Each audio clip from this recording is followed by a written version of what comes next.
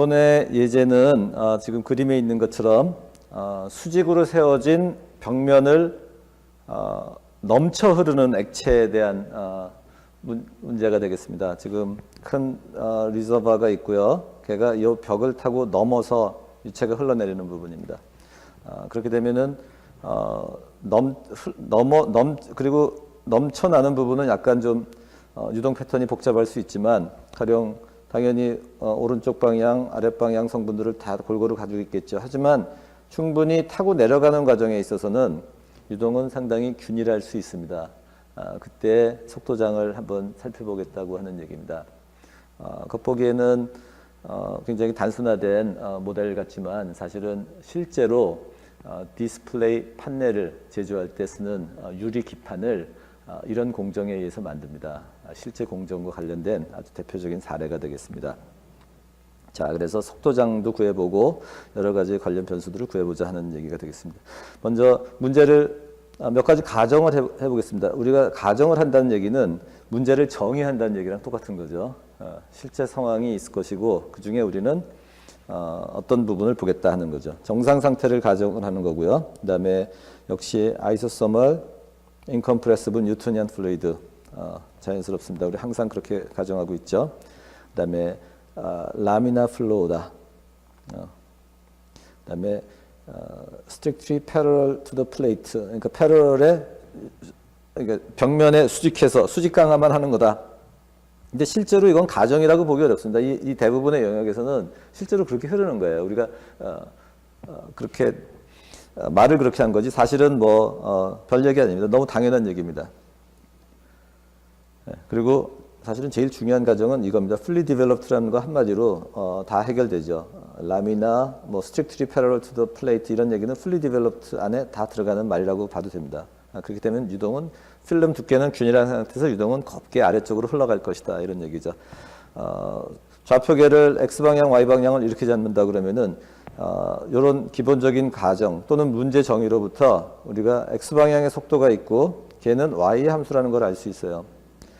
자, 흐름은 당연히 직관적으로 곱게 흘러내려간다 그랬으니까 그 내려가는 방향, 여기서는 X라고 잡았습니다. 그 방향의 속도장을 가질 수밖에 없을 것이고요. 그 다음에 걔는 X의 함수라면은 걔가 X의 함수라면은 fully developed가 아닌 거죠. 점점 더 가속이 돼서 흘러간다든지 점점 빨라지다든지 늦어진다든지 하는 거니까 우리가 지금 풀고자 하는 상황은 아닙니다.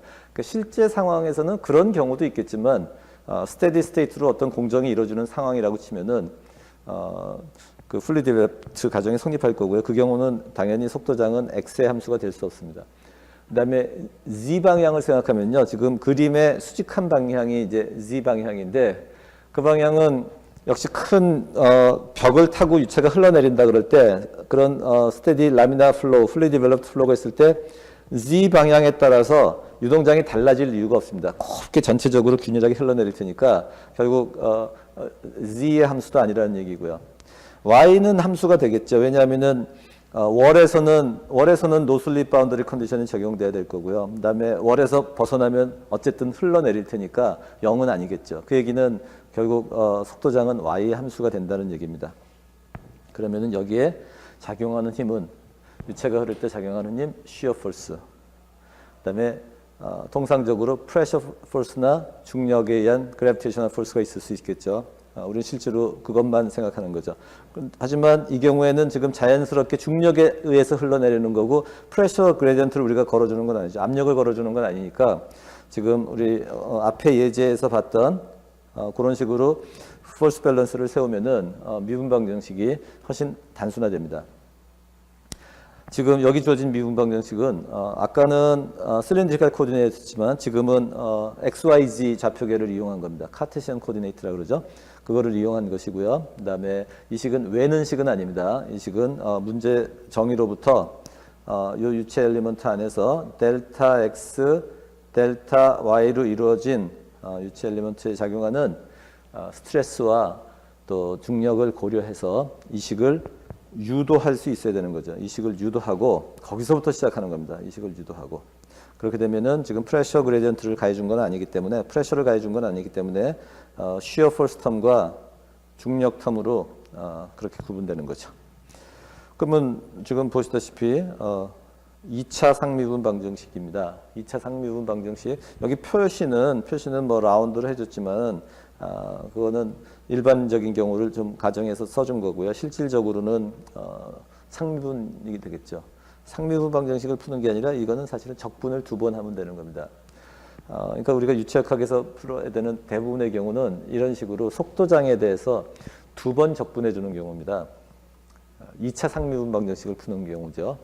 그래서 2차 상미분 방정식을 풀기 위해서 또는 2번 적분해 주기 위해서는 2개의 상수를 결정해 줘야 되는 문제가 생기죠.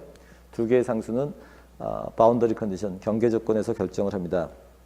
그리고 걔는 조건은 y equal 0일 때, 그다음에 필름의 두께가 델타라면은 y equal 델타일 때, 그때 조건을 알면 되는 거죠. 자, y equal 0일 때는 당연히 노슬립 바운더리 컨디션이니까 속도가 제로고요. ux가 제로일 것이고요. 네, ux가 제로일 것이고요. y가 델타일 때는 액체가 기체를 만나는 곳입니다. 액체가 기체를 만날 때는 시어 스트레스가 제로가 됩니다. 그래서 시어 스트레스가 제로라는 조건을 쓰는 겁니다. 결국 속도의 미분치가 제로라는 얘기죠. 자, 따로 슬라이드를 만들지는 않았는데 바운더리 컨디션은 중요합니다. 그 몇 가지 바운더리 컨디션이 어떤 것들이 있는지 지금 잠깐 한번 정리를 하고 넘어갈게요. 자, 첫째로 모델링을 하는 과정에서 포스 밸런스를 세우면은 속도장에 대한 2차 상미분 방정식이 되고요. 결국 최소한이 아닙니다. 2개의 바운더리 컨디션이 필요합니다. 바운더리 컨디션은 유체의 속도장을 정하는 바운더리 컨디션은 육체의 속도는 이런 특성을 갖습니다. 먼저 벽면을 만나면은 벽면에서는 그 벽면의 움직인 속도가 유체의 속도가 됩니다. 여기 같으면은 지금 그림 같으면 y equal 0일 때 속도가 제로가 되는 거죠. 그게 하나의 바운더리 컨디션이고요. 그 다음에 유체가 그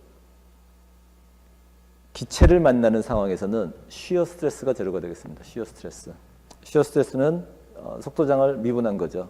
걔가 제로가 되는 경우가 되겠고요. 2개의 유체가 만나면은 계면이 형성될 겁니다. 그 계면에서 2개의 유체 계면에서 각각의 유체는 속도가 서로 똑같아야 되고요.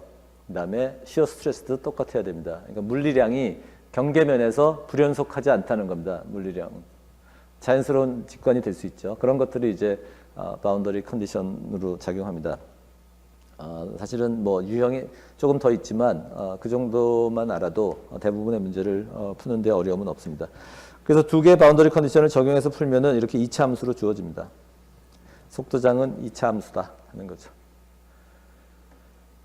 얘를 0에서 y까지 적분해 주면은 그리고 뭐 길이 방향에 대해서 x 방향에 대해서 단위 길이만큼 적분해 주면은 그게 유량이 되겠죠. 유량. 우리가 속도장을 구했으니까 사실은 시어 스트레스도 구할 수 있고 유량도 구할 수 있습니다. 하지만 지금 사실은 냉정하게 치면은 여기서 이 델타를 우리 사실은 지금 모르는 거죠. 얼마큼 두께가 될지.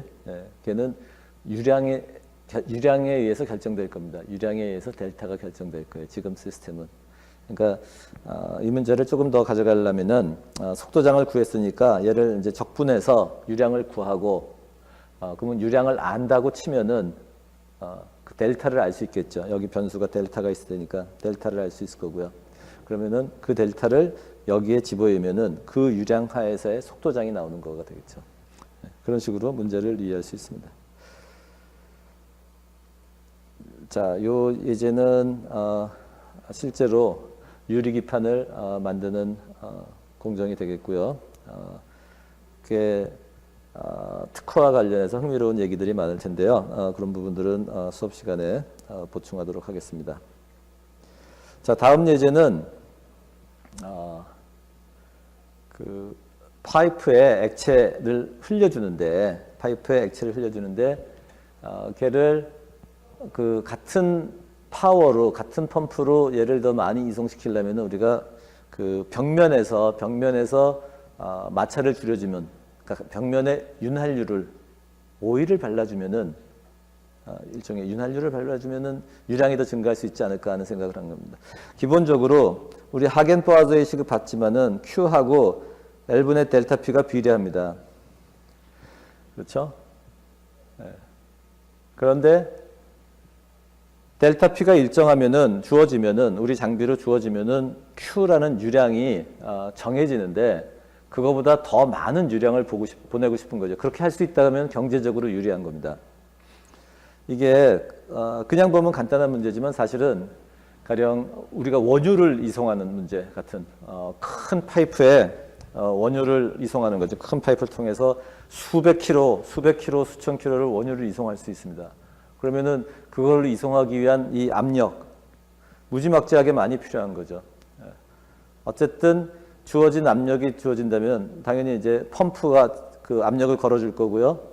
그러니까 펌프를 굉장히 용량이 큰 비싼 펌프들을 수도 없이 달아야 되는데 그 펌프의 용량 허용치에서 유량을 증가시켜 줄 수 있다면은 훨씬 많은 양을 이송할 수 있을 테니까 경제적으로 굉장히 베네핏이 되는 겁니다. 그래서 그런 가능성에 대해서 연구한 하나의 아이디어가 되는 겁니다. 그래서 벽면에 그 유체 1을 이송시키기 위해서 유체 2를 벽면에 살짝 층을 만들어주면은 그럼 유량이 증가할 수 있지 않을까 하는 그런 생각을 하는 거죠. 그래서 그런 경우에라면 어떤 일이 생길까 한번 계산해 보자는 겁니다. 실제로 파이프를 이송할 때는 이런 방법 말고도 다른 방법을 많이 쓰는데요. 일단은 이런 문제 한번 보자 이겁니다. 지금 파이프 다이아미터가 D고요. 그 다음에 요 갭 H가 있습니다. 그 H만큼 얇은 일종의 오일층을, 그러니까 플루이드 2를 채워주는 겁니다. 그러면 이게 난류가 아니니까 크게 섞이지는 않고요. 곱게 이제 층을 가르면서 흘러갈 겁니다. 그러면은 플루이드 1과 플루이드 2 각각에 대해서 우리가 앞에서 조금 앞에 예제에서 미분 방정식을 세웠던 것처럼 간단한 2차 상미분 방정식을 세울 수 있을 겁니다. 그리고 적분 과정을 똑같이 하는데 이제 그 플루이드 1, 플루이드 2 각각 적분 상수들이 나타나게 되거든요. 그러니까 그 부분들을 어떻게 처리할 거냐는 게 사실은 문제 핵심인데 일단 우리가 이런 부분을 알 수 있어요. 프레셔 드랍이라고 하는 거는 지금 플루이드 1과 2가 층을 이루면서 레이어를 이루면서 흘러가지만 프레셔는 일종의 흘러가는 방향으로 뚝뚝 떨어지는 프레셔가 떨어지는 그런 영향을 주니까 프레셔 드랍은 사실은 플루이드의 종류에 관계가 없습니다. 그런 조건도 우리가 생각할 수 있고요. 그 다음에 결국 우리 앞에 파이프 플로우 예제에서 나왔던 이제 상미분 방정식을 이제 적분하는데 그 과정에서 적분 상수들이 나타납니다. 플루이드 2에 대한 적분 상수가 2개 나타날 거고요. 플루이드 또 1의 경우는 플루이드 1에 대한 적분 상수들이 나타날 텐데 바운더리 컨디션, 그러니까 파이프 월에서 지금 유체가 두 층을 이루고 있습니다. 두 개 층을 여기 플루이드 2가 있고 플루이드 1이 있고 여기를 가령 센터 라인이라 그럴까요? 그리고 또 두 층이 있다 그럴 때 R 이퀄 라지 R에서는 플루이드 2만 존재하죠. 그리고 그때 그 위치에서는 속도는 제로일 것이고요. 그 다음에 R 이퀄 제로에서는 스트레스가 무한대가 되지 않도록 조심해야 되는데 실린드리컬 코디네이트에서 흔히 나오는 문제거든요. 근데 걔는 플루이드 1만 해당되는 영역이죠. 그렇죠? 그런 것들을 구별해야 되고 그 다음에 플루이드 1과 2가 만났을 때는 그 위치에서는 일종의 R-H에 해당하는 위치인데요. 그때는 속도장과 스트레스가 같은 값, 연속 함수여야 된다는 겁니다. 그래서 그 위치에서는 R이 R-H, 그 위치에서는 VG가 속도가 서로 같아야 된다 하는 조건도 사용해야 되고요. 또 마찬가지로 그 위치에서는 스트레스가 연속이어야 된다, 같은 값이어야 된다는 조건도 사용합니다. 그런 조건들을 이용해서 적분을 해주면 속도장을 구할 수 있어요. 속도장을 구할 수 있습니다. 지금 속도장의 형태가 좀 복잡해서요. 여러분들이 뭐 한번 유도를 해보시면 제일 좋습니다만 형태가 복잡하니까 이렇게 무차원화 시켰어요. 가령 이런 부분들 달고 다니기 싫으니까 파이라고 하는 값으로 대체시켜서 무차원화 시킨 겁니다. 그러면은 속도장은 간결한 형태로 나타나는 거죠. 지금 파이는 프레셔 그레디언트를 나타내는 거고, 그다음에 S는 포지션을 나타내는 무차원수입니다. 그러니까 R을 S라고 치환한 거죠. 그다음에 에타는 전체 파이프 안경에서 일종의 H니까 그 플루이드 2가 차지하는 그만큼 플루이드 2가 얼만큼 차지하고 있느냐는 거고, 그다음에 M은 두 개의 비스코시티, 두 플루이드의 비스코시티 B가 되겠습니다. 속도장은 어쨌든 공간은 지금 S니까요. S에 대한 2차 함수로 나올 수 있는 거죠. 속도장을 구할 수 있는 겁니다. 자, 속도장을 일단 구했지만은 그 이후에는 이제 유량을 한번 또 보는 겁니다. 실제로 우리가 보고 싶은 거는 유량이 더 루브리케이팅 그 오일을 둠으로써 유량이 얼만큼 증가할 거냐는 게 관심이니까 유량을 계산해야 됩니다. 그리고 우리가 관심 있는 유량은 원래 이송하고자 했던 플루이드 1의 유량입니다. 플루이드 1의 유량. 걔는 지금 이 식에 의해서 우리가 구할 수 있습니다.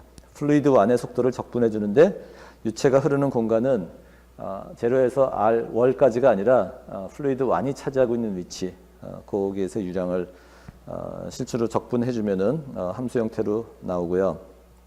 그다음에 우리가 관심 있는 거는 그 에타가 제로일 때, 그 얘기는 세컨 플루이드 2가 없을 때, 그러니까 플루이드 2 없이 플루이드 1만 그냥 흘려주는 경우의 유량, 걔가 분모에 지금 있는 거고요. 걔 대비 플루이드 2가 있을 때의 유량의 B, 걔를 이제 사이라고 정의를 해준 거죠. 그래서 적분을 해주면은 앞에 나온 식을 가지고 적분을 해준 겁니다. 실제로 적분을 해준 겁니다. 이 결과를 어떻게 해석하는지 보면 재밌어요. 지금 요 레이시오라고 하는 게 이게 얼만큼 그러니까 유량 증가 효과가 있느냐는 것을 보여주고 있는 건데, 걔는 M과 에타만의 함수입니다. 에타는 사실은 요 H가 핵심인 거죠. 플루이드 2의 두께가 얼만큼 되느냐 하는 부분하고, M은 점도비입니다. 그러니까 그 루브리케이션 시켜서 유량을 증가시키고 싶을 때 중요한 변수는 사실은 걔의 점도비, 그 둘의 유체들의 점도비와 그다음에 그 세컨더리 플루이드 2의 갭이 되겠습니다. 그러니까 플루이드 2의 유량을 얼만큼 잡아주면 되느냐는 거랑 똑같은 얘기겠죠. 자, 그래서 푸사이는 에타와 M의 함수인데, 그거를 M을 파라미터로 해서 지금 에타의 함수로 푸사이를 플랫한 거예요. 이 식이 이제 보기 좋게 그림으로 한번 그려준 겁니다. 우리가 원하는 거는 이 푸사이 값이 커지는 걸 원하는 거죠. 자, 볼까요? 그래서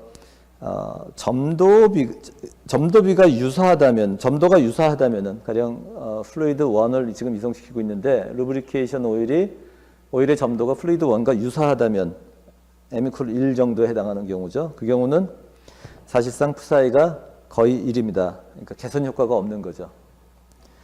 만약에 그 그러니까 그 루브리컨트의 점도가 이송시키고자 하는 유체보다 점도가 더 높다면 오히려 유량은 감소한다는 겁니다. 하지만 M이 크다는 얘기는 오일의 점도가 작은 거죠. 오일의 점도가 작을 때, 그때는 가령 M이 10이다. 예를 들어서 그러면은 지금 여기 나온 실선과 같은 커브를 보여주는 겁니다.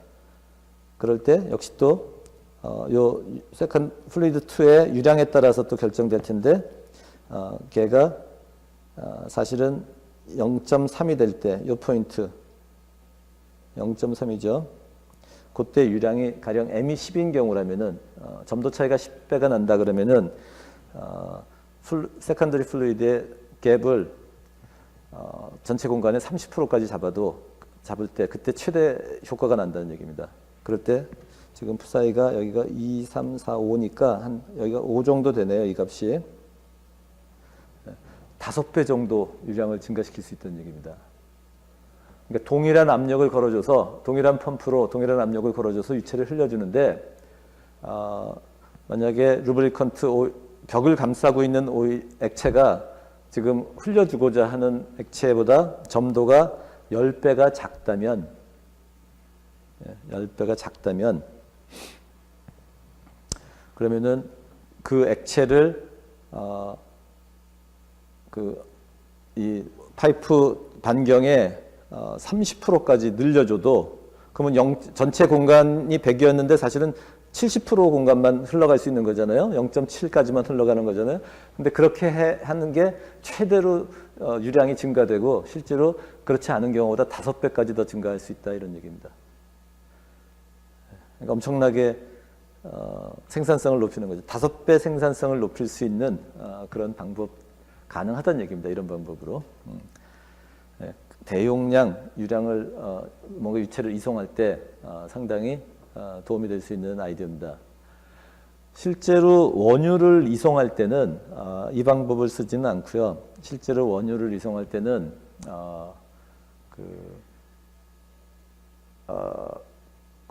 고분자를 조금 녹여줍니다. 폴리아크릴 아마이드 같은 분자량이 큰 고분자를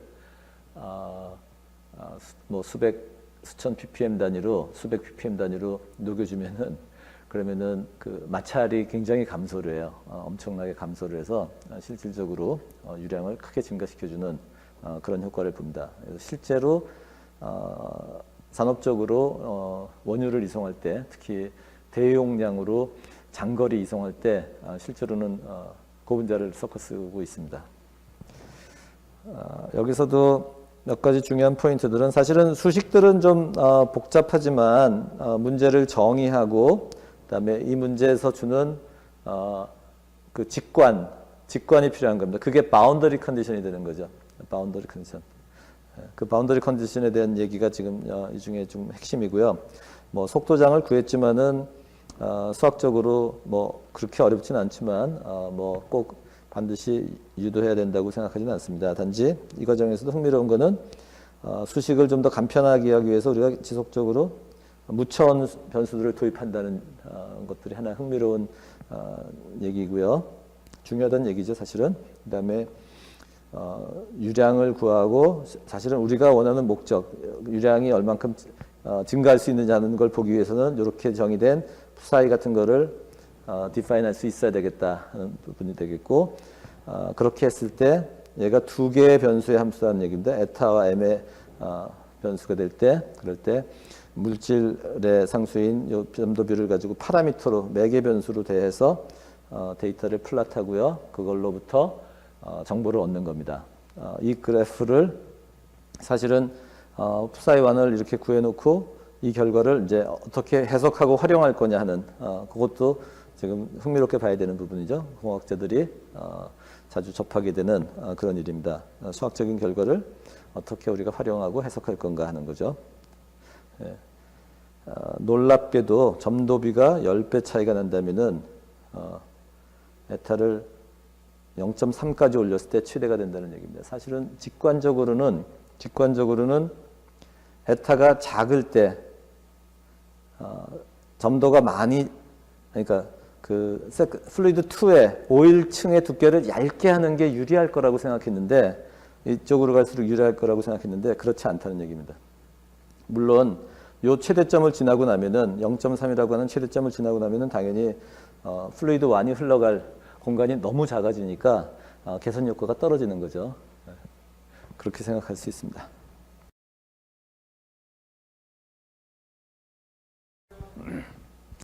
자, 이번 시간에는 지난번에 배운 그 하겐포아즈의 식 같은 것들을 이용해서 실제로 공정 설계를 어떻게 하는지 예시적으로 하나의 사례만 보여드리겠습니다. 자, 문제는 지금 디자인에 대한 게 핵심이고요. 점도를 한번 측정해보자 하는 점도를 측정하는 방법이 사실은 교과서에 몇 가지 타입이 나옵니다. 그리고 실제로 이런 방식으로 점도를 재고 있는데요. 비스코시티의 점도가 한 1000 포아스 정도 되는 유체의 점도를 측정할 수 있는 그런 캐필러리 비스코미터를 한번 디자인해보자 하는 얘기입니다. 우리가 점도가 SI 유니트로 파스칼 세크입니다. 이게 일종의 센티포아즈로 치면은 1000센티포아즈가 되고요. 1000센티포아즈. 포아즈, 1000포아즈짜리. 그 얘기는 점도가 한 1000파스칼 세크 정도 되는 맞나요? 네, 그 정도의 점도가 비교적 높은 그런 액체의 점도를 측정하고 싶다는 얘기입니다. 100파스칼 세크 정도 되겠네요. 100파스칼 세크 정도 되는 고분자 멜트들이 그렇습니다. 플라스틱 가공할 때 플라스틱 소재들을 용융시키면 이 정도 점도가 나와요. 걔를 한번 측정해 보자는 얘기입니다. 사실은 진짜로 핵심 부분은 요 튜브입니다. 캐필러리 튜브. 얇은 튜브를 통과하는 유량과 압력 차이를 계산하면은 바로 점도를 알 수 있어요. 왜냐하면은 우리가 앞에서 하겐포아즈식이 유량 이퀄 하면서 유량이 점도에 반비례하고 델타 P에 비례했잖아요. 그러니까 그거를 알면은 되는 거죠. 이 부분이 핵심인데 유량은 뭐 받아서 계산하면 될 것이고 또 뭐 센서를 동원하면 되는데 결국 사실은 프레셔를 걸어줘서 프레셔가 걸리는 거죠. 그죠? 네. 그런데 프레셔 헤드라 그러죠. 이렇게 이런 부분에서도 중력에 의한 그러니까 스태틱 프레셔에 의한 프레셔 디퍼런스가 발생할 수 있고요. 또 뭐 이송 과정에서도 발생할 수 있는 거죠. 근데 프레셔 중력에 의한 요 높이 차이에서 주로 프레셔가 발생할 수 있습니다. 자, 기본 디자인 컨셉은 하겐포아즈의 식입니다. 지난 시간에는 Q 이퀄 하면서 썼지만은 지금은 뮤 이퀄하고 점도가 하겐포아즈 식에서 이렇게 나온 거예요. 그다음에 뭐 R을 쓰느냐 또는 D를 쓰느냐 하면서 뭐 개수가 좀 바뀔 수는 있겠죠. 자, 기본적으로 점도는 지금 밑줄 친 식과 같습니다. 프레셔는 그림에서 그림과 같이 비교해서 보시면 되겠습니다. 주어질 수 있죠. 주로 우리가 측정할 것은 지금 요 PL, L 지점에서는 대기에 방출되니까 PL은 당연히 프레셔 제로일 거고요. 1기압이란 얘기죠. 대기압이 그런 얘기고, 그다음에 요 각각의 위치에서의 프레셔를 측정하는 것은 가능한 거죠. 그다음에 라미나 fully developed 뉴토니안 유체 가정할 거고요. 그다음에 온도도 일정할 겁니다. 엔드 이펙트라고 하는 거는 사실은 파이프를 흐르면은 파이프가 흐르면은 처음에 리저버에서 흘러가면은 유체가 좁은 공간으로 가기 위해서 양쪽에서 몰려들면서 갈 거 아니에요. 그러면 적어도 이 부분에서는 fully developed 라미나 플로우가 아니라는 얘기입니다. 그 거리가 어느 정도 될 거냐면은 얼추 그 거리를 엔트런스 랭스라고 하는데요. 그 거리가 얼추 이런 관계를 갖는다고 알려져 있습니다. 레이놀스 넘버는 이렇게 정의되는 물리량이고요. 레이놀스 넘버가 작을 때 주로 라미나 플로우라 했는데 작을 때는 파이프 반경하고 거의 같은 거죠. LD가 엔트런스. 물론 레이놀스 넘버가 커지면서 얘기가 좀 달라지죠. 레이놀스 넘버가 커지면 유체가 더 빠르게 흐르니까 그때는 꽤 어느 정도 거리까지 요 엔트런스의 영향이 좀 있는 것이고요. 그다음에 레이놀스 넘버가 작게 온다면은 사실은 요 직경 정도 거리 LE가 R 정도만 돼도 거의 fully developed 라미나 플로우에 도달한다는 그런 얘기나 마찬가지입니다. 자, 디자인은 사실은 가이드가 주어져 있지는 않은 거예요. 지금 문제에서는 점도가 1000보아즈 정도 되는 거라는 가이드밖에 주어지지 않았거든요. 그래서 실험적으로 실험실에서 통상할 수 있는 에스티메이트를 좀 해봐야 됩니다. 그래서 얼추 튜브의 반경이 0.1cm 정도 되고 0.1cm 정도 되고 그다음에 유량이 한 이 정도 되는 경우를 한번 생각해 보자. 저 정도라면은 충분히 작고 우리가 매니지하기가 용이한 그런 시스템 아니냐 하는 거죠. 그 조건이 된다면은 레이놀스 넘버는 여기 정의되어 있으니까요. 점도가 정의되어 있고, 그다음에 파이프 직경이 나왔고 유량이 나왔으니까, 그리고 액체 밀도는 얼추 뭐 1이라고 잡고, 지금 CGS 유니트네요. 이렇게 해서 보면은 레이논스 넘버가 0.01 정도 된다. 이 계산할 때도 단위 잘 맞춰야 됩니다. 이게 SI 유니트인지 CGS 유니트인지. 그래서 어쨌든 값은 똑같겠죠. 레이논스 넘버는 무처함수니까 0.01 정도 되니까 오케이. 라미나 플로우이면 틀림없구나 이 정도 된다면은. 그다음에 경험적으로 이제 파이프 길이는 엔트런스 랭스보다는 적어도 100배 정도는 해주는 게 좋겠다는 경험치가 있습니다. 그게 엔트런스 이펙트를 적어도 1% 이하 수준으로 그 효과를 줄여준다는 의미가 되니까요. 그렇게 하면 얼추 파이프 길이는 한 10cm 정도 하면 되겠구나 하는 걸 우리가 판단해 봅니다. 그래서 10cm로 디파인 해보는 거예요. 그렇게 해보면 하겐포화즈식을 이용해서 델타 P가 그 정도 시스템에서, 그러니까 우리가 파이프 길이와 파이프의 튜브가 정해져 있죠. 유량이 주어져 있죠. 그럴 때 어느 정도 프레셔가 필요한지, 그 정도 유량을 확보하려면 프레셔를 어느 정도 걸어야 되는지 우리가 계산을 해볼 수 있습니다. 하겐포화즈식을 이용해서 계산한 거고요. 그렇게 해봤더니 얼추 한 250 몇 정도 압력이 나오는 거죠. 네, 지금 800 나누기 파이 하면은 한 254 atm 정도 나오는 겁니다. 실험실에서 압력이 250기압이면 너무 높은 거예요. 이거는 굉장히 고압 실험입니다. 일반적으로 하기는 용이하지 않아요. 일반적으로는 장치에서 많아야 수십 기압 정도라면 우리가 쉽게 장비를 만들 수 있는데, 이런 고압은 너무 압력이 많이 걸리는 겁니다. 당연히 측정할 때 파워가 많이 필요하고, 장비를 만들기도 어렵고 운영하기도 어렵고 비용도 많이 발생한다는 거죠. 그래서 압력을 좀 줄여야겠구나 하는 생각입니다. 우리가 처음에 에스티메이트 넣었던 값들은 지금 압력이 너무 많이 걸리는 시스템입니다. 그런데 압력을 낮추는데 가장 효과적인 거는요, 지금 다른 것들은 다 비례하든지 하는데 요 레이디어스, 튜브의 레이디어스는 4승의 반비례예요. 그러니까 압력을 줄이려면은 튜브의 레이디어스를 살짝 올려주면 제일 효과가 큰 거죠. 그렇죠? 그래서 L오버 R분의 L, 그러니까 그 치수 B는 고정시켜 놓고 R을 한 2배만 증가시켜 보자 하는 겁니다. L오버 R은 고정시켜 놓고, 뭐 꼭 그래야 되는 건 아니죠. 걔도 좀 바꿔도 됩니다. 근데 어차피 디자인이라는 게 그런 자유도가 높은 일이니까 L 오버 R은 얼추 고정시켜 놓고, 그다음에 R을 2배로 증가시켜 보자 이거죠. 그래서 그렇게 해보면은 계산을 해보니까 그게 8분의 1 정도. 아까 256에 8분의 1이니까 30 몇 기압 정도로 떨어지는 겁니다. 30 몇 기압이라면은 우리가 실험실에서 통상적으로 매니지 할 수 있다. 장비를 만드는데 큰 어려움은 없겠다.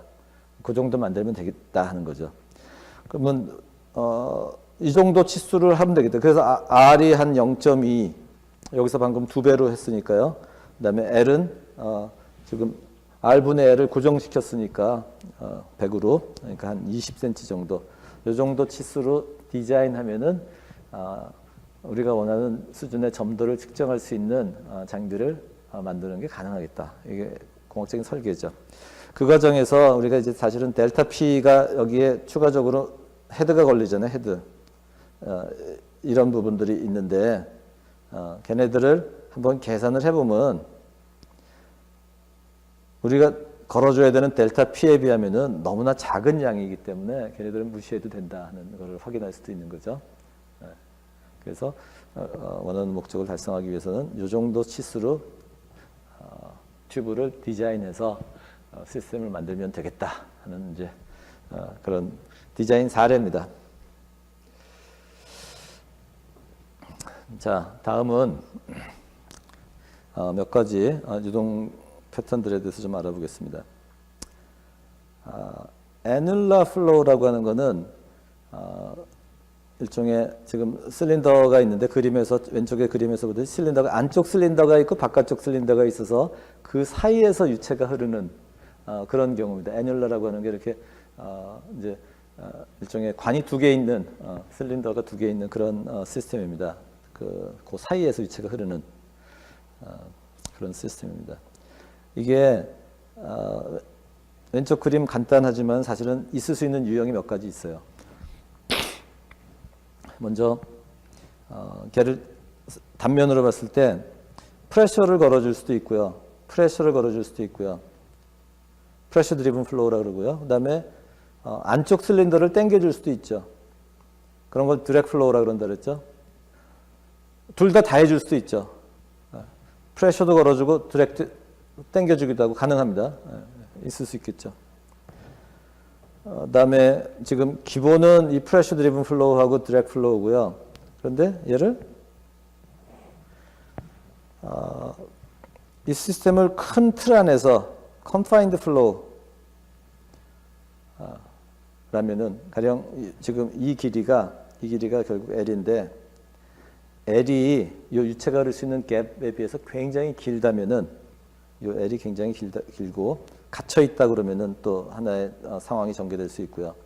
또는 안쪽 실린더가 제한적이어서 안쪽 실린더가 이렇게 떠내려가는 경우라면은 그때도 여전히 이 사이 영역에서는 뭔가 유체가 fully develop 될 수도 있습니다. 그런 경우도 있을 수 있고요. 여러 가지 상황들이 있습니다. 그걸 좀 한번 여기서 체계적으로 한번 몇 가지 사례들을 다뤄보겠습니다. 접근 방법 중에서 사실은 지금 설명드린 것 중에서 가장 어려운 케이스입니다. 지금 사실은 L이 R보다 굉장히 큰 경우입니다. 그림에서는 L하고 R하고 거의 비슷해 보이게 그렸지만은 굉장히 큰 경우라 그러면은 그 경우에 실린더 바깥 실린더가 있고요. 그다음에 안쪽 실린더가 V의 속도로 이동한다고 쳐봅시다. 그러면은 월 근처에서는 속도가 당연히 그 봉의 속도, 안쪽 실린더의 속도만큼 발생하겠죠. 안쪽 실린더의 속도만큼 속도가 발생하고, 그러면 이 근처에서는 우측으로, 지금 빨간색으로 표시한 것처럼 우측으로 갑니다. 위도 마찬가지겠죠. 위도 마찬가지입니다. 그런데 이게 클로스드 컨테이너니까 닫혀 있으니까 오른쪽으로만 갈 수는 없죠. 결국 가다가 벽 쪽에 가면은 더 갈 수는 없으니까 압력이 발생할 거고 반대쪽으로 흘러가겠죠. 그래서 왼쪽에서는 아래쪽에서는 이 바깥쪽 실린더 근처에서는 왼쪽으로 유체가 흘러가게 되는 겁니다. 그러니까 이런 서큘레이션이 일어날 수밖에 없는 시스템이다 이런 얘기입니다. 그런 얘기를 하고 있고요. 그다음에 물론 이 컨테이너의 월 근처에서 유동은 복잡하겠죠. 여기서 유체가 이렇게 돌겠죠. 그 얘기는 이 방향 성분 기본적으로 있다는 얘기죠. 그러니까 이 Z 방향뿐만이 아니라 R 방향 성분도 상당 부분 있다는 얘기입니다. 그 부분은 일단 무시하자. 그렇게 되면은 유체가 흐르는 것은 역시 시어 폴스가 있고요. 그다음에 여긴 지금 중력이 작용하는 시스템은 아니고요. 왜냐하면 수직 방향으로 유체가 흐르는 상황은 아니고 수평 방향이니까요. 그다음에 이 월에 의해서 프레셔가 발생하니까 클로스드 컨테이너이기 때문에 자연스럽게 이쪽 월 부분에서 압력이 발생하기 때문에 프레셔 그레디언트에서 유동이 발생합니다. 프레셔 포스가 작용하는 거죠. 이식이 필요하다는 겁니다. 중력은 여기서 필요 없는 것 같고요. 식은 똑같습니다. 왜냐하면 작용하는 힘이 똑같으니까. 식의 형태는 좌표계에 따라서 결정되는 거죠. 우리가 파이프 문제를 풀어도 이식이고 지금과 같은 애놀라 파이프 플로우 문제를 풀어도 풀어야 될 식은 이식입니다. 차이점은 파이프 플로우와 지금 차이점은 바운더리 컨디션에 있어요. 바운더리 컨디션이 문제를 정의합니다. 바운더리 컨디션은요. 지금 R 이퀄 R에서 월에서는 속도가 제로죠. 그다음에 안쪽 실린더 위치 카파 R 이 위치입니다. 이 위치. 그러니까 안쪽 실린더의 월 거기서는 그 안쪽 실린더가 움직이는 속도 V가 되는 거죠. 노슬립 바운더리 컨디션입니다. 이 두 가지가 다 노슬립 바운더리 컨디션이죠. 자, 미분 방정식이 있고요. 지금 스트레스에 대한 한 번 미분한식이지만 결국 속도장에 대해서 생각해 보면은 두 번 미분한식입니다.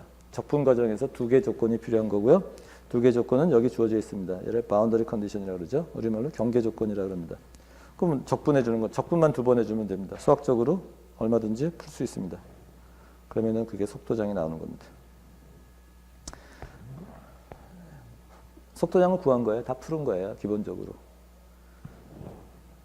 자, 얘가 어떤 특성이 있는지를 이제 지금부터 좀 살펴볼 텐데 흥미롭습니다. 자, 조금 수식을 단순화하기 위해서 이렇게 무차원수를 도입합니다. 그러면 식이 훨씬 간단해지는 거죠. 세 번째 식이 됩니다.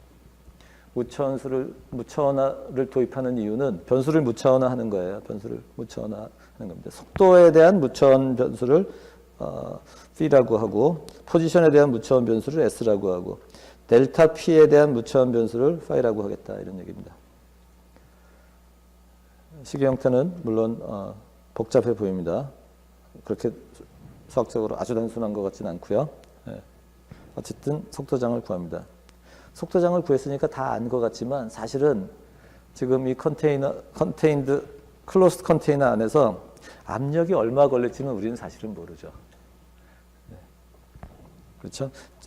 시스템은 이 카파라든지 걔가 나의 디자인을 결정해 주겠죠. L도 결정해 주고. 근데 프레셔가 얼마큼 발생할지 사실은 모릅니다. 그러니까 우리는 지금 몰라요.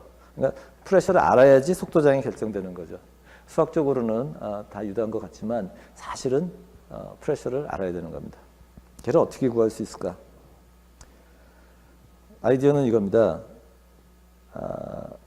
어느 단면이든지 지금 컨테이너에 유체가 뭐 여기가 그 안쪽 실린더 홀이라 그러면은 지금 유체가 이렇게 돌고 있는데 어느 단면이든지 속도를 적분하면은 유량은 제로여야 된다는 겁니다. 유량은 제로여야 된다. 그렇죠? 그러니까 일로 가는 오른쪽 가는 거 왼쪽 가는 게 있는데 적어도 어떤 단면에서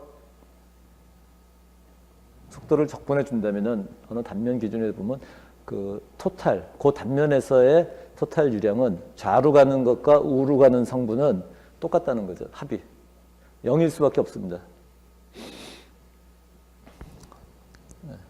net flow가 없기 때문에 그래요. No net flow across any surface입니다. 걔를 무차원화 시킨 거고요. 그 다음에 아까 phi s를 S의 함수로서 알고 있으니까 S는 R입니다. 포지션에 대한 함수죠. 속도장을 S의 함수로서 알고 있으니까 적분해 줄 수 있죠. 실제로 적분을 해주는 겁니다.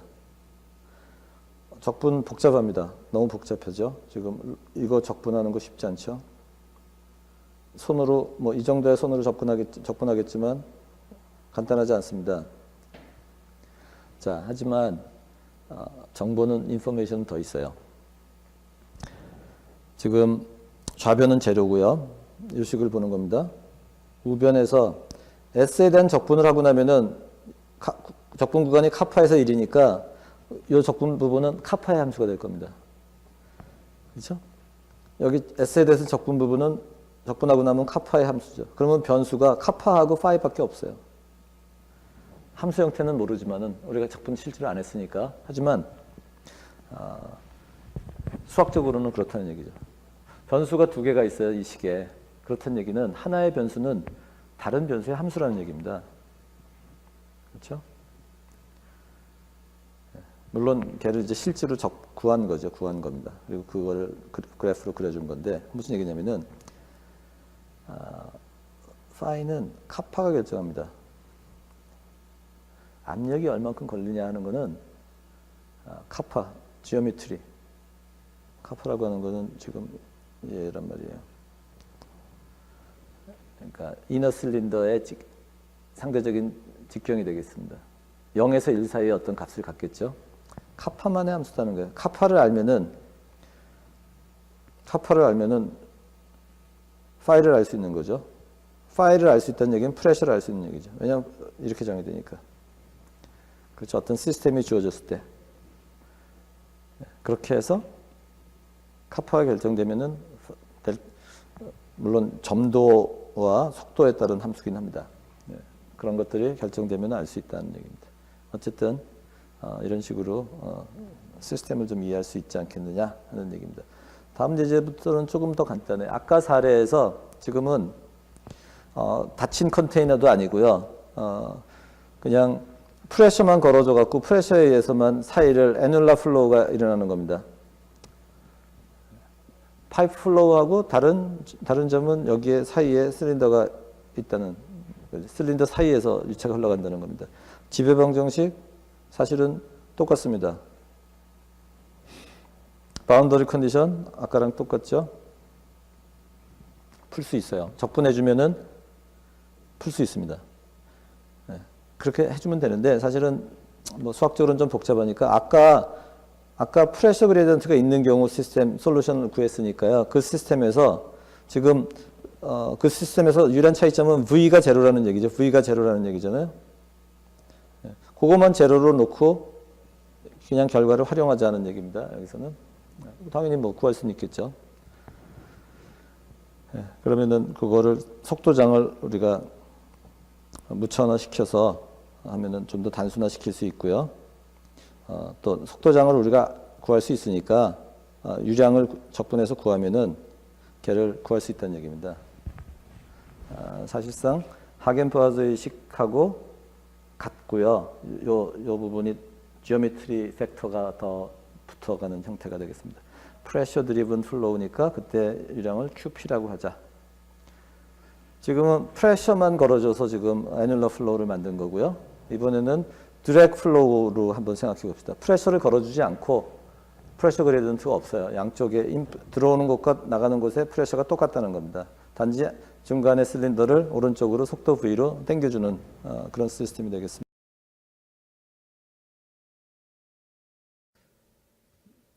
자, 우리 지난 시간에는 애뉼러 플로우에 대한 모델링을 해봤는데요. 그거를 응용하는 사례를 한번 보겠습니다. 와이어 코팅 얘기입니다. 우리 전선 피복을 그 전선의 그 동선을 고분자 피복으로 감싸게 되는데 코팅 과정을 겪게 됩니다. 지금 그림에 있는 스키매틱한 그림을 보시면 되겠습니다. 지금 다이 부분은 이 부분이 다이 부분이에요. 그러니까 다이가 있고 사실은 폴리머 액체가 차 있는 상태입니다. 고분자 액체가 차 있고요. 그다음에 안쪽 파이프 안쪽 튜브를 오른쪽으로 속도 V로 당겨주면은 요 그 다이와 그 이 봉 부분의 사이에서 그 있는 액체가 코팅이 되면서 이 일종의 구리봉을 타고 피복이 되는 그런 양상입니다. 실제 이런 식으로 전선을 만들고 있어요.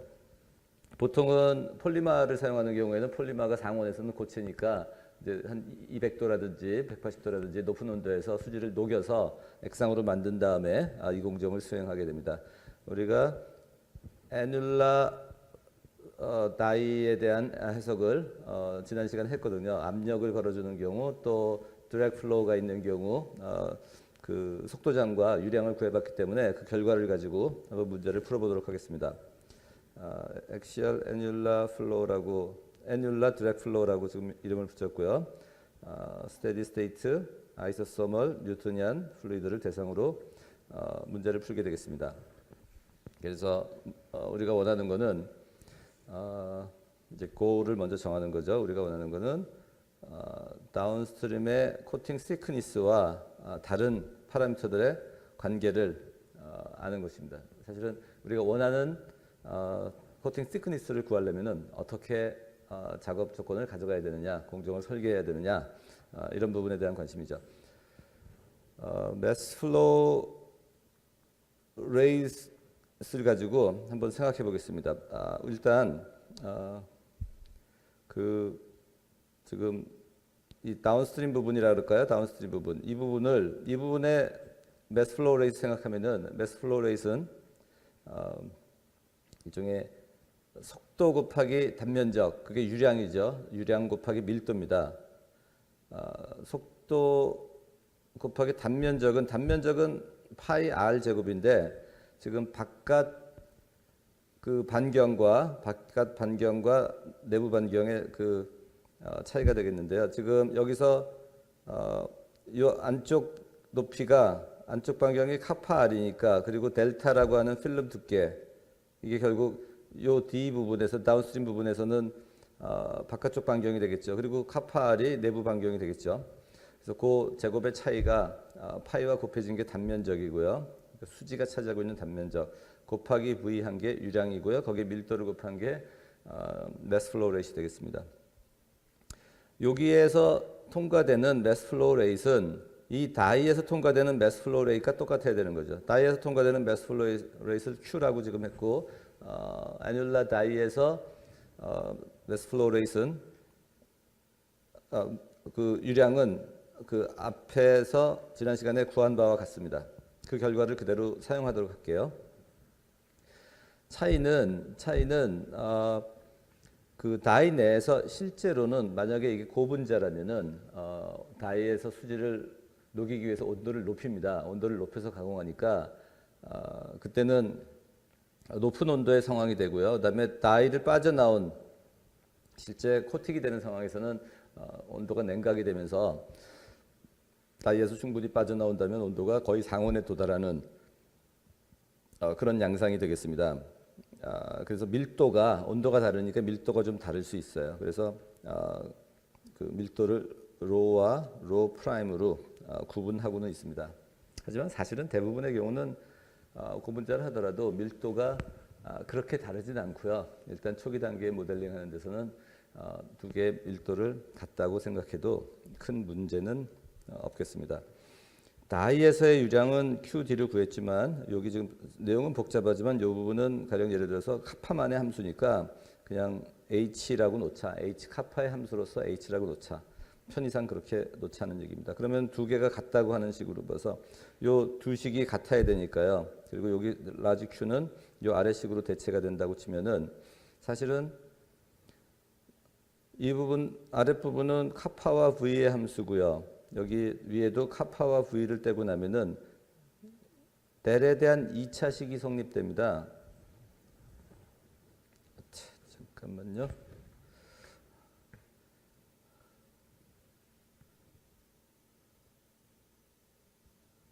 잠깐만 취소하자. 안 넘어가. 이걸로 넘겨야겠구나. 죄송합니다. 그냥 더 가볼게요.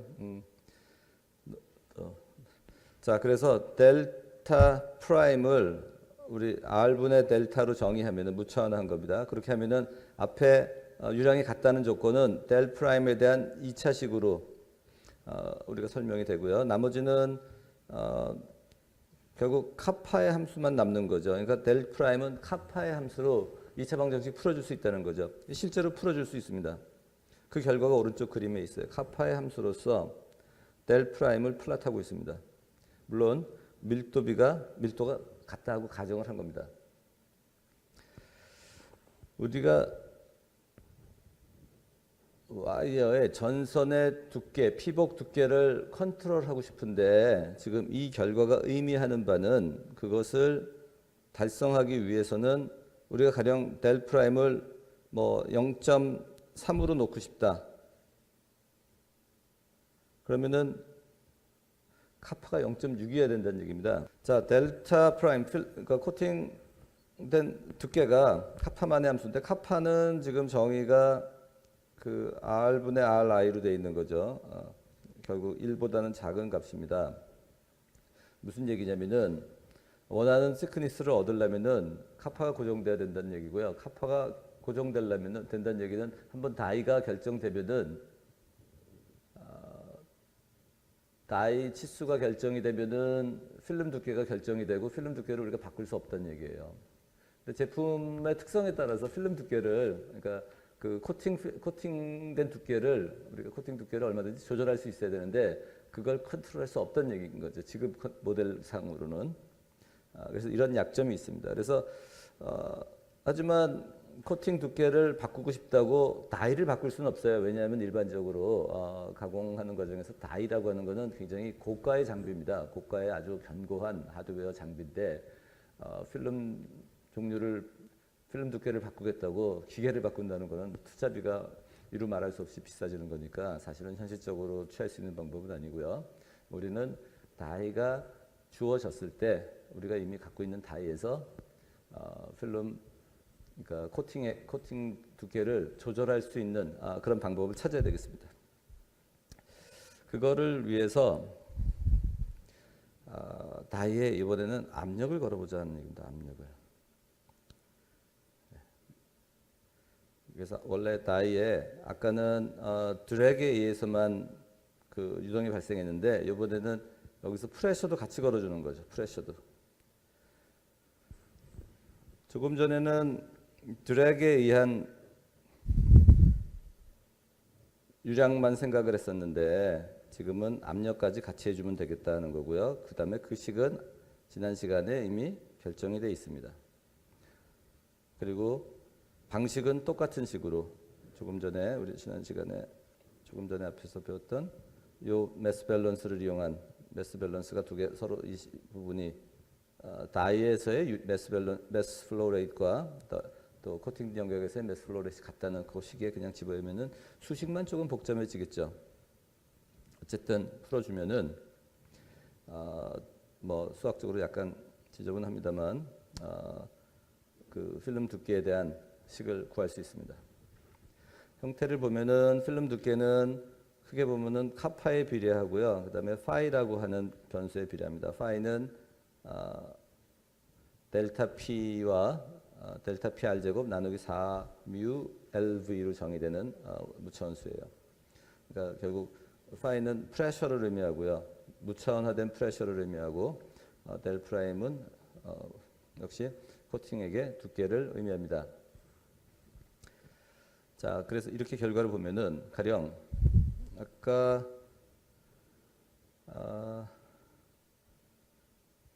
카파가 만약에 0.7이라 그러면은 델 프라임은 0.2가 되는 거죠. 여기가 0.7이라 그러면은 델 프라임은 0.2가 될 겁니다. 0.2 여기가 되는 거죠. 카파가 0.7일 때 프레셔가 전혀 안 걸린 그거든 그때가 요게 0.2가 되는 겁니다. 그때 델 프라임. 아까도 결과를 그대로 갖고 있어요. 하지만 이 상태에서 카파가 가령 0.7이라고 설계가 됐을 때 압력을 증가시키면은 약간의 압력을 증가시켰을 때는 두께가 여전히 델 프라임이 여전히 0.2밖에 안 나오지만 압력을 많이 증가시키면 그거보다는 훨씬 커질 수 있다는 거죠. 심지어는 1까지도 5배, 6배 커질 수 있다는 얘기죠. 그러니까 그 전선의 피복 두께를 우리가 결정하는 데 있어서 다이 치수도 영향을 주지만 다이 설계를 어떻게 하느냐는 게 중요한 영향 첫 번째 팩터가 되겠지만 그 외에도 공정 조건으로서 파이를 크게 해주면 가령 델타 P를 증가시켜주거나 또는 속도를 작게 해주면은 그 코팅되는 두께를 증가시킬 수 있다 이런 얘기가 되겠습니다. 실제로 이제 이런 그림들을 가지고 현장에서는 두께를 결정할 수 있는 거죠. 자, 이 과정을 조금만 더 들여다보면은 정보가 조금 더 있습니다. 속도장은 당연히 앞에서 구한 것과 똑같죠. 애놀라 다이에서의 속도장과 똑같은 상태고요. 쉬어 레이스는 그것의 공간에 대한 그레디언트입니다. 걔는 계산해 보면은 어렵지 않게 이 식이 나오고요. 걔를 무차원화 시킨 겁니다. 얘를 무차원화 시켜서 정리한 겁니다. 얘를 플랫해 보면은 얘는 결국 역시 마찬가지로 카파와 파이와 S의 함수입니다. S는 공간상의 위치죠. S는 일종의 R 나누기 R 이게 S니까 걔를 변수로 놓고 위치에 해당되는 거죠. 파이가 1일 때 압력이 크지 않을 때는 파이가 1일 때입니다. 그럴 때는 카파 값에 따라서 카파가 0.5면은 지금 쇼레이트가 이렇게 일정한 값을 보이게 되고요. 카파가 0.8이어도 일정한 값을 보이게 됩니다. 무슨 얘기냐면은 파이가 작을 때는 압력을 크게 걸어주지 않았을 때는 전 영역에서 시어 레이트는 일정하다는 얘기가 되겠고요. 지금 속도장을 보면은 지금 안쪽 봉을 당겨주면은 압력이 크지 않을 때는 당겨주는 건 디렉트 플로우니까요. 사실은 속도장이 이런 식으로 되는 거죠. 그렇죠? 여기 당겨주는 그 안쪽 봉, 안쪽 라드, 그러니까 그 케이블의 그 동선, 구리선의 속도, 그것과 일정하게 되고 선형 프로파일을 갖게 되는 겁니다. 실제로 선형 프로파일이라는 거 보여줬죠. 선형 프로파일이라고 하는 거는 이것을 R에 대해서, 포지션에 대해서 미분하면 일정하다는 얘기죠. 그러니까 이 기울기가 일정하다는 얘기입니다. 그런 특성을 보이게 되고요. 하지만 프레셔가 크면은 파이가 10이다. 그러면은 카파 값에 따라서 시어 레이트 자체가 쭉 변합니다. 얼마든지 변할 수 있다는 거예요. 시어 레이트에 따라. 위치에 따라서 시어 레이트가 변하는 거죠. 위치에 따라서 시어 레이트가 일정한 게 아니라 속도장이 달라진다는 얘기를 의미하는 겁니다. 그런데 흥미로운 거는 여기 0이 있어요. 시어 레이트가 0 플러스에서 마이너스로 바뀐다는 얘기입니다. S가 커지면서 플러스에서 마이너스로. 시어 레이트라고 하는 건 요 기울기거든요. 프레셔가 주어지면은 사실은 지금 일종의 여기 값 기준으로 지금 프레셔가 없을 때는 지금 같은 리니어 프로파일을 보이는데 프레셔가 있으면 일종의 이렇게 그만 프레셔에 의한 효과만큼 플러스가 된다는 얘기입니다. 그러면 이쪽은 S가 증가하면서 속도가 증가하는 쪽이고요. 그 다음에 이쪽은 S가 증가하면서 속도가 감소하잖아요. 시어 레이트가 부호가 바뀌는 겁니다. 그리고 이 최대 속도일 때 시어 레이트가 제로가 되는 그 위치까지 알 수 있는 거죠. 추가적인 정보. 네, 다시 한번 그려볼까요? 그러면은 이 아래쪽에서는 속도장이 프레셔가 없을 때는 이런 식으로 될 거고 프레셔가 있으면은 왼쪽에서 오른쪽으로 유량이 더 강화될 테니까 이런 식의 프로파일이 되는 겁니다. 실제로는 우리가 속도장을 다 알고 있으니까 이 그림 당연히 그릴 수 있고요. 근데 속도장을 플랫 해보지 않더라도 요 시어 레이트 관계만 가지고도 특히 프레셔가 많이 걸렸을 때는 그 시어 레이트가 부호가 바뀌는 지점이 있을 수 있다. 이런 것들이 하나의 중요한 포인트가 되겠습니다. 유체 점도는 온도에 대해서 이런 아레니우스 타입의 관계를 갖습니다. 액체 점도는 온도가 올라가면 낮아집니다. 하지만 기체 점도는 반대로 온도가 올라가면 높아집니다. 근데 기체 점도는 우리는 사실은 관심이 없고요. 우리는 그저 액체에 관심이 있으니까 엑스포넨셜하게 아레니우스 타입으로 온도 유연성을 갖는다 하는 것을 알면 되겠습니다. 일반적으로 액체의 경우에 B는 마이너스 값을 가질 겁니다. 자, 마지막 예제 두 개를 다루고 넘어가겠습니다. 지금 두 평판 사이에 또 평판이 아래쪽으로 흘러내리는 거예요. 그런데 문제는 평판 아까 애널러 플로우에서 우리가 가운데 실린더가 또는 파이프가 튜브가 이동한 움직이는 드랙 플로우를 생각했는데 지금 여기서는 평판입니다. 평판 두 개가 있고 그 사이에 얇은 평판이 흘러내려가는 그런 경우입니다. 그런데 그때 지금 첫 번째 문제는 그 상황인데 이 시스템 전체가 물 안에 액체 안에 담겨져 있는 경우를 지금 먼저 한번 생각해 보자는 얘기입니다. 담겨져 있다. 지금 좌표는 주어져 있어요. 좌표는 아래쪽으로 가는 게 x, 그다음에 갭 방향의 좌표가 y고요. x equal 0, l이 정의가 되어 있습니다. 그리고 갭이 정의가 되어 있어요. y equal b일 때 평판, y equal a일 때가 안쪽 면, y equal b일 때가 바깥쪽 면이 되겠습니다. 그럴 때 이 그림을 보고 force balance를 세울 수 있어야 되겠고요. force balance는 당연히 shear force와 지금 물속에 잠겨 있으니까 하이드로스태틱한 프레셔 포스가 발생하겠죠. 왜냐하면 그만큼 밑에 쪽에가 압력이 더 걸릴 테니까. 그다음에 중력이 뭐 따로 작용한다고 볼 일은 없을 것 같습니다.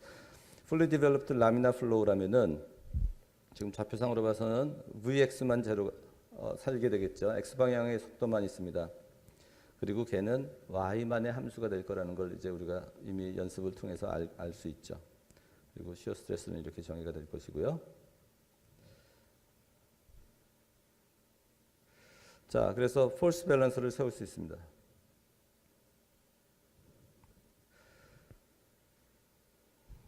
프레셔가 중력에 의해서 걸릴 수 있죠. 그러니까 로지 H만큼, 로지 L만큼 프레셔가 걸릴 수 있다는 게 여기서 한 가지 좀 주의해야 될 부분이겠네요. 항상 그렇습니다. 우리가 여태까지 푸는 문제 항상 만약에 프레셔 디퍼런스가 있으면은 프레셔 폴스가 있으면 써주고 폴스, 시어 폴스가 있고요. 그다음에 바디 폴스가 있으면 써주고 하는 그런 식이 되겠습니다.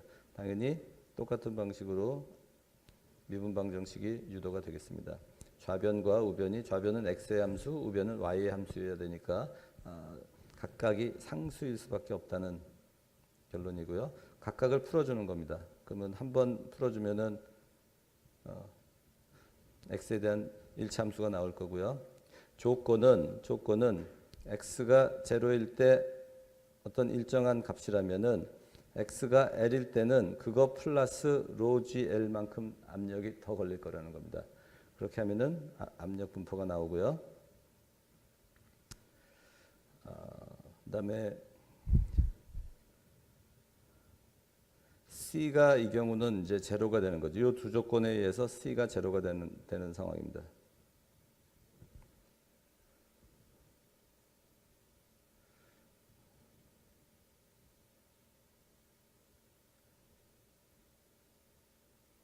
네, 그리고 지금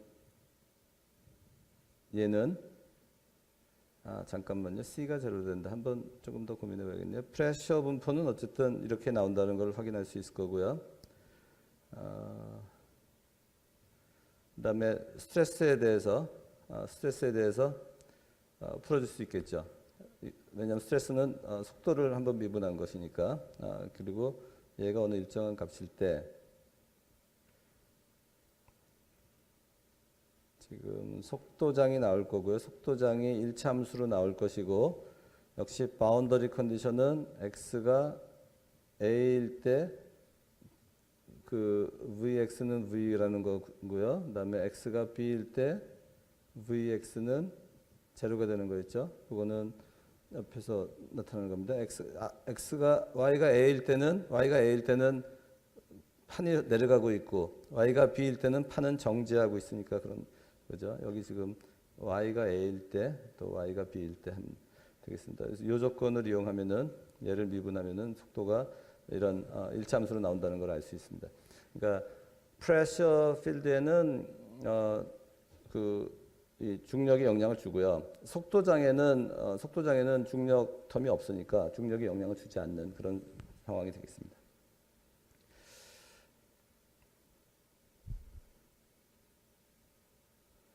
자, 그 다음에 지금 방금 푼 문제는 얘가 시스템 전체가 물속에 잠겨 있는 거예요. 시스템 전체가 물속에 담겨 있어서 요 x가 제로 위치나 x가 l 위치나 압력 차이가 로 g l만큼 차이가 나는데 두 번째 문제는 그렇지 않고요. 그렇지 않고 그냥 공기 중에 이 시스템이 들어가 있는 겁니다. 그러니까 액체는 지금 여기 약간 그레이 색깔 있는 데만 담겨 있는 거예요. 그 얘기는 이 부분에도 대기압이 작용하고 있고 이 부분에도 대기압이 작용하고 있다. 같은 압력이 작용하고 있다 하는 경우가 되겠습니다. 이것도 L이 충분히 길면은 실제로 이런 상황들이 얼마든지 이런 유동들이 실제로 발생할 수 있습니다. 나머지 조건은 똑같아요. 풀어야 되는 조건 똑같고 그런데 지금 프레셔를 푸는 과정에서 x equal 0, x equal l에 모두 대기압이 걸리는 겁니다. 네, 그런 상황이고요. 역시 스트레스에 대한 식도 풀어야 되는데 C가 로 G가 되기 때문에 스트레스가 일차함수가 되고요. 그거를 적분을 해주면은 조금 복잡해집니다. 속도장은 이 적분 과정에서 주어지는 바운더리 컨디션 y equal a일 때 속도가 라지 v이고 y equal b일 때 속도 제로. 그걸 실제로 해서 풀어준 겁니다. 여러분들이 그 연습은 충분히 해야 되는 거죠. 자, 속도장이 다 나왔습니다. 이 속도장대로 풀면 돼요. 그런데 속도장이 된 건데 요 식을 조금 바꿔봤어요. 형태를. 요 b-y 나누기 b-a로 두 항을 공통분모를 빼버린 겁니다. 그렇게 해서 보니 요 부분은 베타라고 놓을 수 있는데 베타라고 하는 부분은 예식을 약간 정리해서 이렇게 보면은 위의 식은 분자는 일종의 중력에 의한 폴스가 되고요. 중력이 되고요. 아래쪽은 비스코스 폴스가 됩니다. 비스코스. 네. 결국 베타는 중력 나누기 비스코스 폴스에 해당하는 양이죠. 그 두 힘의 상대적인 크기에 해당되는 겁니다. 그래서 무슨 얘기냐면은 만약에 이 시스템이 지금 속도장이 복잡하지만 중력의 영향이 작으면 그러면 베타가 굉장히 작은 숫자가 되겠죠. 그렇게 되면 1에 비해서 이 텀이 상당히 작아질 수 있으니까 무시가 될 만한 거죠. 그 경우라면은 결국 얘만 남는 거죠. 앞의 경우랑 똑같다는 거예요. 중력이 작으면 중력이라고 하는 게 웨이트죠. 결국 웨이트 여기에 담겨진 이 confined liquid의 웨이트가 작으면 앞의 경우랑 똑같은 경우가 된다는 얘기입니다. 그렇죠? 네. 물론 중력이 비중이 큰 상황이다. 웨이트가 크다. 그러면은 얘기가 여기 지금 나온 식처럼 조금 복잡한 형태의 속도장을 가질 것이다. 이렇게 볼 수 있겠습니다.